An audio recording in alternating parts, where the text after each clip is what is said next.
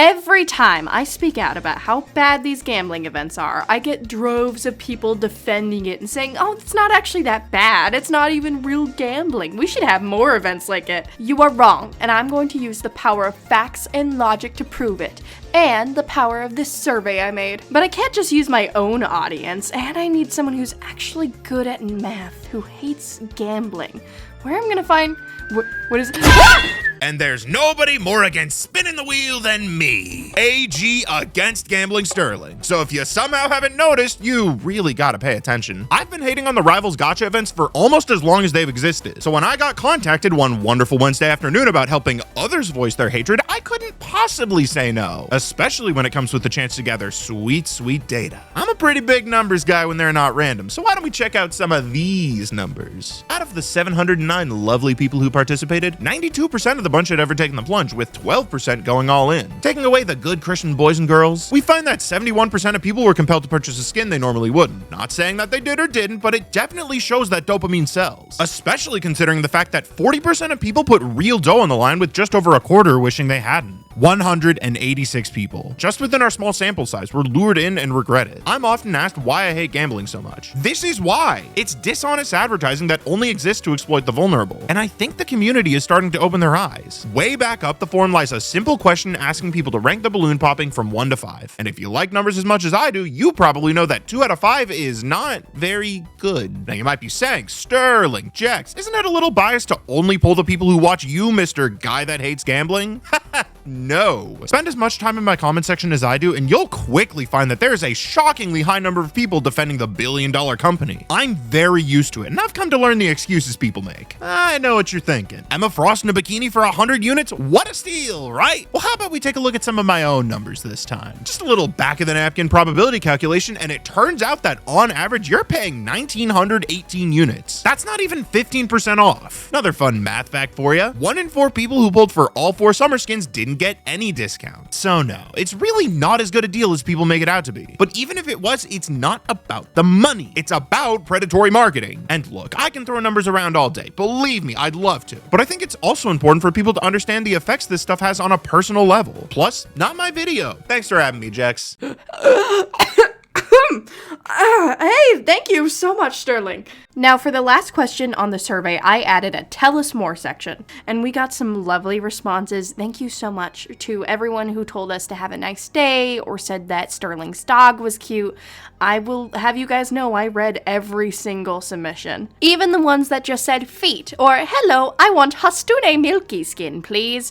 Or the ones that said lesbians are coolsies. Yes, they are, random citizen. Yes, they are. But we did get a few heartbreaking stories that I think are worth going over. I'm not going to read the exact words because that felt just a little personal, but I'm just gonna give like the summary. One entry talked about playing Minecraft when they were little and how they would spend money on loot boxes on public servers and how that started a terrible downward spiral. How they've spent way too much money on gambling over the years, and how every time there's a new balloon event, they tell themselves they're not gonna pop any balloons, until inevitably they pop all of them. Another entry talked about having a friend who vehemently denies that they have a problem, even though they spend way too much on gacha games and Magic the Gathering packs and absolutely spend money on these events and how horrible it is to watch. Several people detailed the regret and frustration they feel around these events, how they should resist the poll but spend anyway, how the 50% off had them polling for skins they didn't even want because it was cheaper. That's how companies make money off of those sales. You think, it's 50% off, so you buy 4 when you would have only bought 1, or you buy when you wouldn't have before. And if any of the survey takers who talked about their struggles with gambling are watching now, or if anyone else who is struggling with it are watching now, you are not alone. There are resources to help. There is no shame in reaching out. There's no need to struggle through this alone. You've got this. Now, there are a surprising amount of people who say the balloon events aren't real gambling, but Griffiths M. in Adolescent Gambling Psychology Press from 1995 identifies these 5 features that make something gambling. 1. the exchange of money or something of value, such as units, skins, emotes, etc. 2. A future event determines the result of this exchange, and the outcome of this event is unknown at the time that the bet is made. You don't know if you're going to get the bundle for the first 4 balloons, and the bet you're making is with when you throw the dart. 3. Chance, at least partly, determines the outcome of the exchange. The chance of getting the full bundle is randomized, even if only up to a certain point, even if it's partly. 4. Losses can be avoided by simply not taking part, which, yeah. 5. Winners gain at the sole expense of the losers. NetEase gains money every time you lose and you pull again, or even if you just lose and don't pull. Many have said that it isn't true gacha because there's an upward limit to how much you can spend, unlike a gacha where you can just keep spending. Well, let me introduce you to something called a pity system. Fun fact, I used to be a Genshin YouTuber, so I know in games like Genshin, there's a pity variable, which gets higher every time you pull for a unit and you lose. Once your pity hits a certain number, your chances increase, which is called soft pity. And then once it hits a number higher than that, you hit hard pity, which is you're guaranteed to get the unit you're pulling for or one of equal value. In Genshin Impact, 74 pulls gets you to soft pity and 90 gets you to hard pity, so you're guaranteed a 5-star at that point.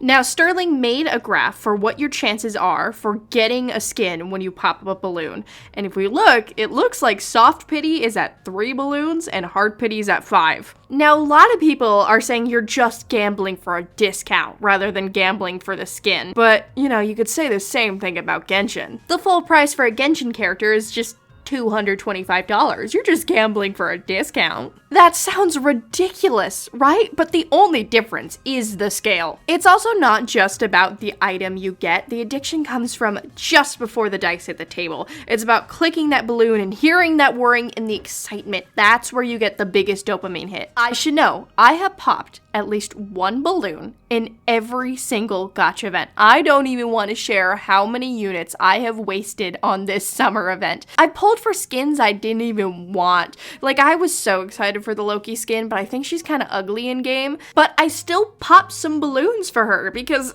I don't know, maybe I'll mod her, I don't know. I don't even struggle with gambling or dopamine seeking. I don't drink caffeine, I don't drink alcohol, I don't do nicotine. I have pretty strong self-control, but I still struggle with these gambling events. But if you don't believe my anecdotal evidence, here are some studies I found. I think we can all agree these events are pretty akin to loot boxes, and according to video game loot boxes are linked to problem gambling, it's been found that the more gamers spend on loot boxes, the stronger their issues with gambling were. Now, this does not mean loot boxes cause problem gambling, but it does mean it agitates problem gambling, which is not good. We should not be exposing people who struggle with gambling to these events. Let them play their superhero game in peace. It means these people are being exploited so they can spend more on a multitude of gambling events that are going on. For something more specific on gacha events,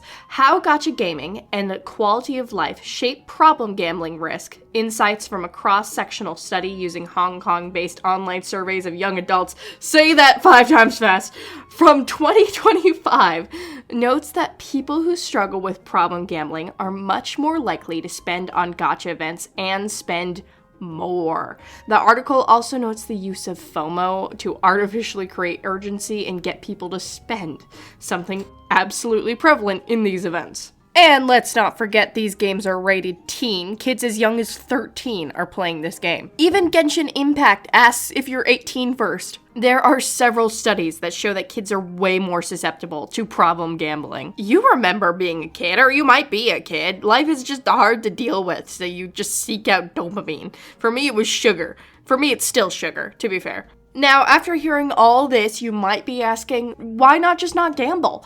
Well, for one, It's genetic. Oftentimes, people who struggle with problem gambling are children of people with gambling problems. Large-scale twin studies have found that when parents have gambling disorders, their children have like a 40 to 58 chance of developing one as well. But even if you don't have a genetic leaning towards gambling, the marketing is insanely good. The beautiful skins, the free units that you're given and reminded of. Use these. Go do some gambling, and the half off to sweeten the deal, the presentation that you have a 1 out of 6 chance of getting a skin, even though that's not true.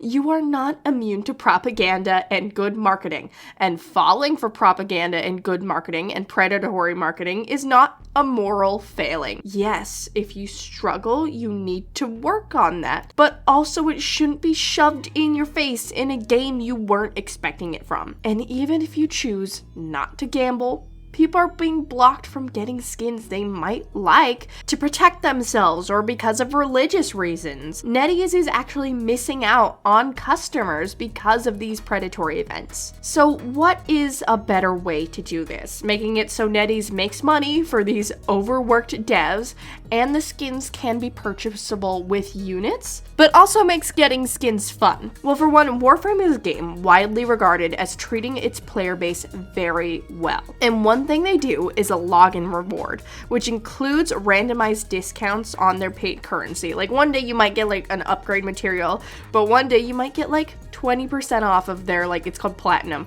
And something like that keeps the perk of like maybe getting a discount without the user input that triggers gambling. Or each week a new set of skins gets Lattice only discounts in the shop. So like the units are the same price, but Lattice is a little cheaper. Have event skins be unlocked with activities maybe, but still be purchased afterwards to have like a little bit of a fun event, but still make money. There's better ways to do this to be less harmful and more fun. Thank you guys so much for watching. I hope you enjoyed. Maybe you learned something. If you want to see more content like this, let me know. Maybe like, subscribe, do all the cool algorithm things. It helps me out a lot. Go check out AG Sterling. He helped me out so much with this video, and his videos are just like actually really good. Otherwise, have a lovely, lovely day.